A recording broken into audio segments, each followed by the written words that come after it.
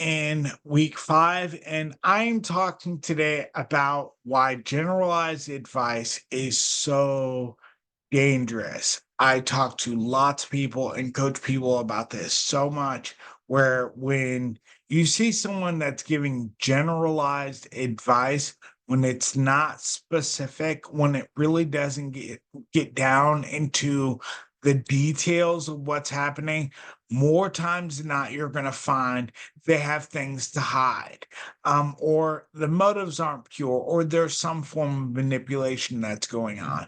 I'm not talking about sales programs. I'm not talking about any other decisions that you work through. I'm talking about in your everyday relationships, whether it be in your career, whether it be, to be honest, in the food that you cook, in everything that you do. When you make a meal, do you look at the recipe or the instructions for cooking? They're specific. They're down to what you're supposed to do, the temp, how it's supposed to look. If you're making microwavable meals, they're specific. So why would do we take generalized advice from other people? We need to ask for specific advice. It has to be specific. It can't be just something we're thinking of or just any generalized idea.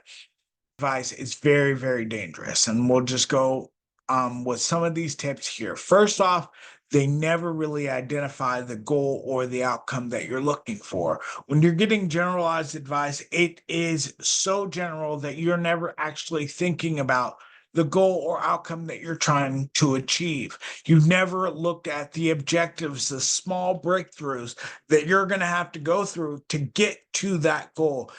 Most of the time, it's just a pie in the sky type of thing. You don't really identify what the journey that you're going to have to go through. So you don't really understand the blood, sweat, and tears that may entail the decision that you have to make. So you don't actually gather all the necessary information. And this is something that's very important when you're making a decision. Do not make generalized decisions, or don't make decisions that are not specific. So, in order to make a specific choice, you need all the information. Have you ever made a decision where you didn't have all the information, and how cheated you must have felt after you found out you made a decision without all the information involved? So, at the end of the day, what you have to do is make sure when you're looking at your decisions, they're not generalized. You've gathered all the information necessary. When somebody's giving you generalized advice, they're expecting you not to gather all the information involved. Definitely weigh the ins and outs. Consider the pros and cons.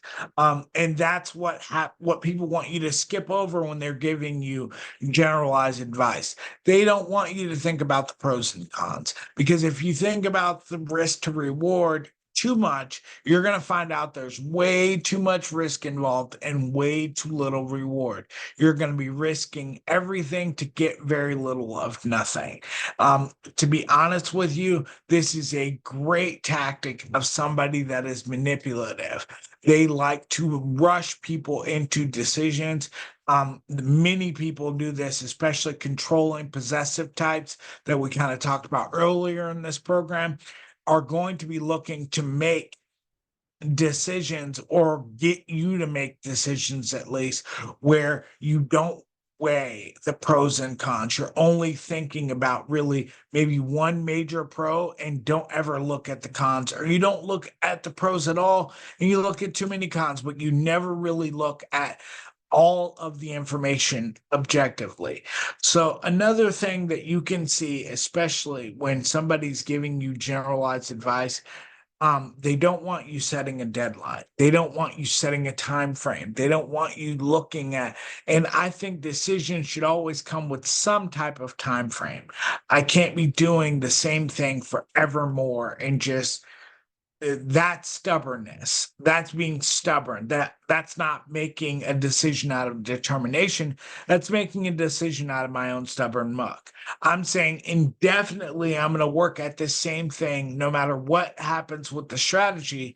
I'm going to keep working at the same thing even if it's not working.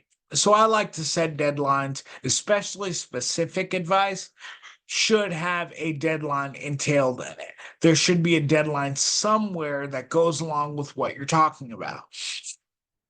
Trust your intuition. If you got a gut feeling that's telling you that something's not right, gather all the information about that gut feeling. One of the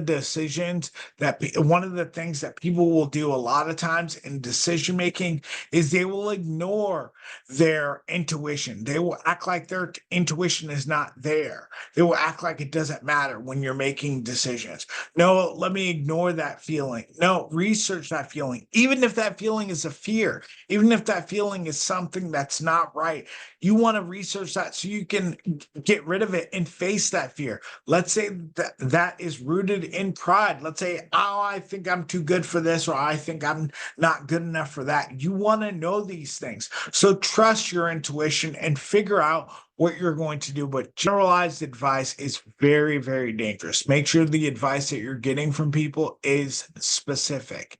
If somebody is just giving you advice and they're just giving you flat out criticisms, that's being critical. That's not giving advice. If somebody's giving you advice, if they have constructive criticism, it should come with alternative solutions. If they don't come with alternative solutions, it's just criticism.